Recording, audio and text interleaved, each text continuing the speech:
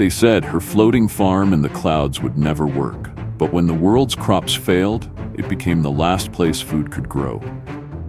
Aria Solane had been obsessed with the idea since she was a child. While other kids were dreaming of becoming astronauts or rock stars, she was sketching bizarre drawings of floating gardens tethered to giant balloons. Her parents humored her, thinking it was just an imaginative phase. But Aria never grew out of it. By the time she was in her 20s, she was a brilliant agricultural engineer, specializing in hydroponics and atmospheric research.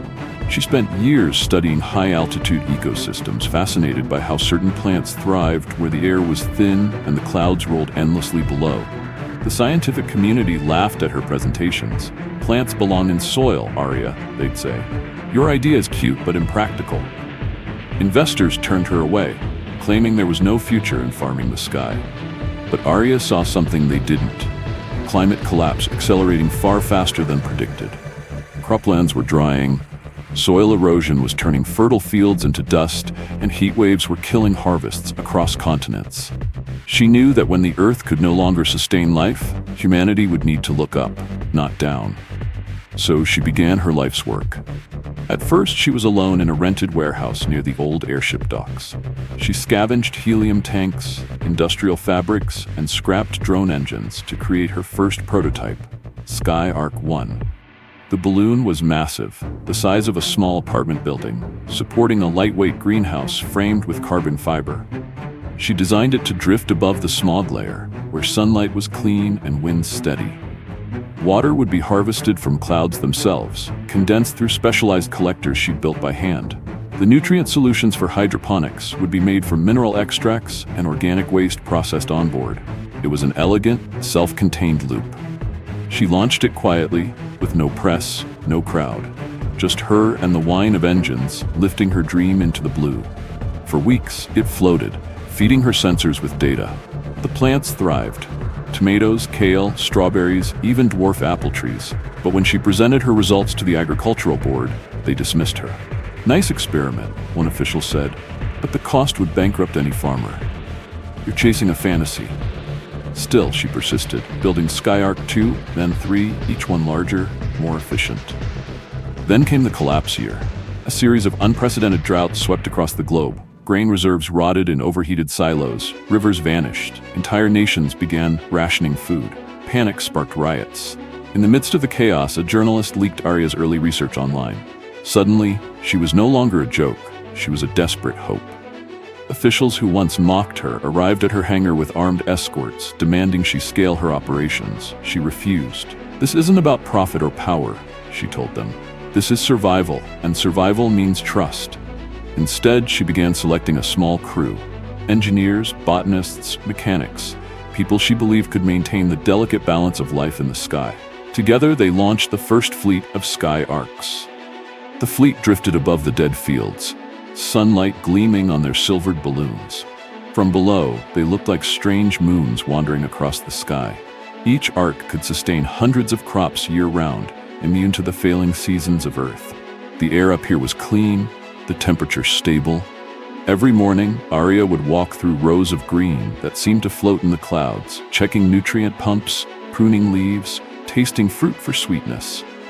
But it wasn't a utopia. Life aboard the arks demanded discipline. Every drop of water was precious, every watt of solar energy accounted for. Aria established strict rules. No waste, no violence. Every person must contribute daily to the upkeep of the systems. They created a schedule: sunrise planting, midday maintenance, evening harvest.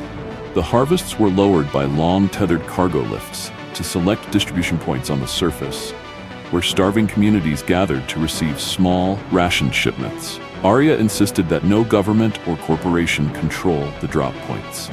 This quickly made her enemies. Black market smugglers began targeting the shipments, and rival factions accused her of hoarding resources.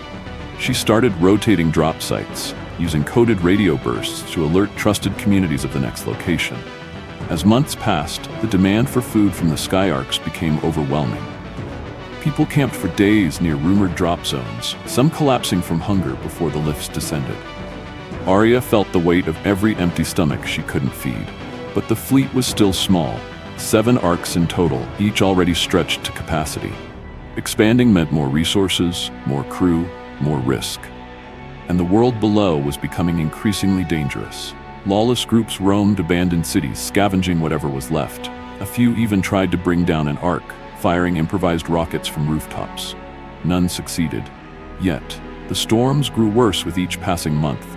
Not just ordinary thunderstorms, but vast, roiling tempests that stretched for hundreds of kilometers. Aria had never seen anything like them in her decades of studying weather patterns. The upper atmosphere, once a sanctuary, was beginning to turn against them.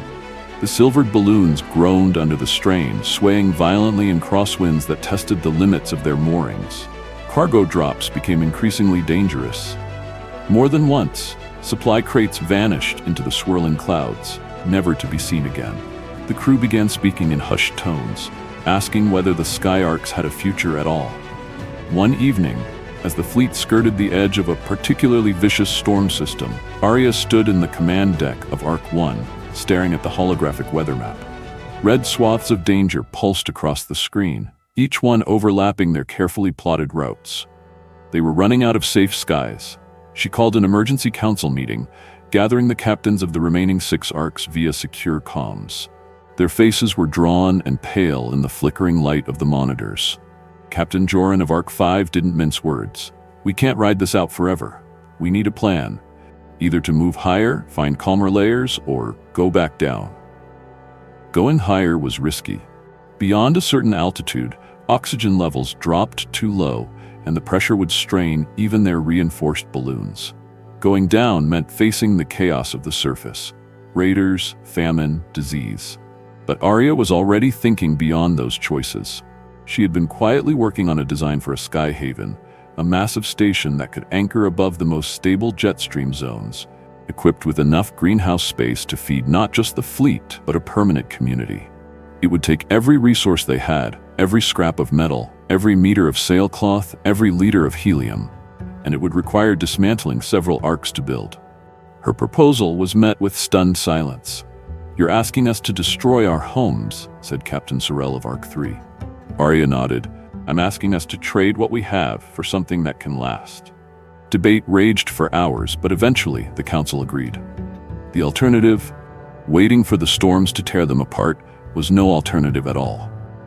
The next morning, work began.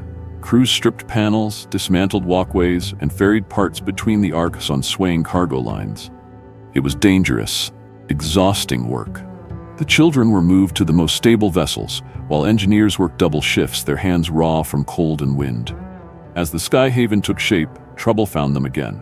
Raiders had been watching the skies, tracking the fleet's slower, heavier movements as construction dragged on. One night, Arc 6 sent a desperate distress call. Boarding parties had breached their greenhouse modules.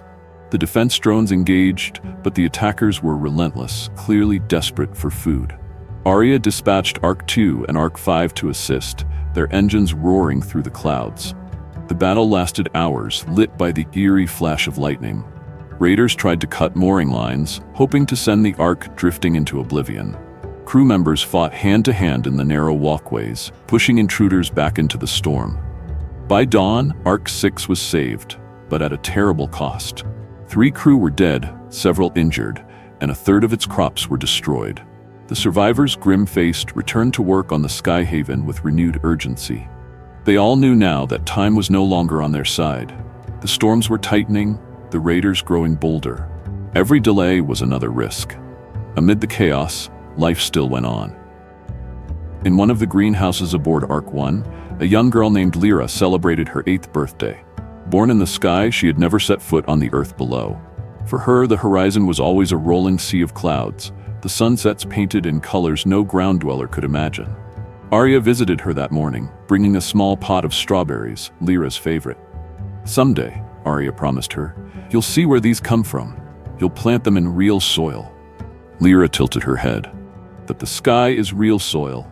Aria smiled sadly. "For now, little one, for now." As the Sky Haven neared completion, it loomed in the clouds like a floating city, its vast greenhouses shimmering in the sunlight, tethered together by a web of carbon fiber walkways. The day of the migration came at last. One by one, the remaining arcs detached from their roots and ascended toward their new home. From a distance, it must have looked like a convoy of silver ghosts drifting toward a beacon.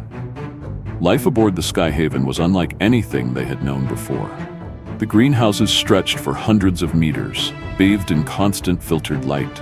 There were living quarters for families, communal halls for meals and storytelling, workshops where mechanics and botanists worked side by side. Food production tripled, almost overnight. For the first time in years, there was no fear of running out. And yet, Aria knew this was not the end of their journey. The haven was stable, but it was not infinite. The earth below was still a mystery, its fate uncertain. Months passed and the storms began to thin. Satellite relays scavenged from the old world began to pick up faint signals, voices from the surface calling for aid. Aria gathered her council. "We've saved ourselves," she said, "but we are not the only ones who deserve to live." She proposed something unthinkable to many, sending down expeditions to rebuild agriculture on the ground. Some feared it was too soon, that they would lose lives for nothing. But Aria argued that survival without renewal was just a slower form of dying. The first teams descended in reinforced landing craft, carrying seeds, tools, and water purifiers. They landed in ruined cities where weeds cracked the pavement, in valleys where rivers ran muddy but alive. They taught people how to rebuild soil, how to plant, how to collect clean water. News of the Skyhaven spread like wildfire among the scattered survivors. More came, offering skills, knowledge, hope. The haven became both a sanctuary above and a lifeline below. Years later, the world began to green again. Fields swayed with wheat, orchards blossomed in once barren lands. The Skyhaven was no longer the last place food could grow. It was the first place from which renewal had spread. Aria, her hair now silver, stood on the observation deck, watching as a caravan of ground farmers sent a radio signal of thanks. She had been called a dreamer, a fool, a madwoman. But here, above the clouds, she had proven them all wrong. On her final day, the entire haven gathered in the central hall. Children born in the sky pressed close to hear her speak. "The world will tell you what can't be done," she said, her voice steady. "It will laugh at your dreams. But dreams are seeds. Plant them high enough, and they just might take root in the sky." That night, as the sun set in a blaze of gold and crimson, the Skyhaven's lanterns lit the clouds like stars. Below, fields waited for the harvest. Above, in the drifting city of the sky, hope endured, forever tethered between earth and heaven.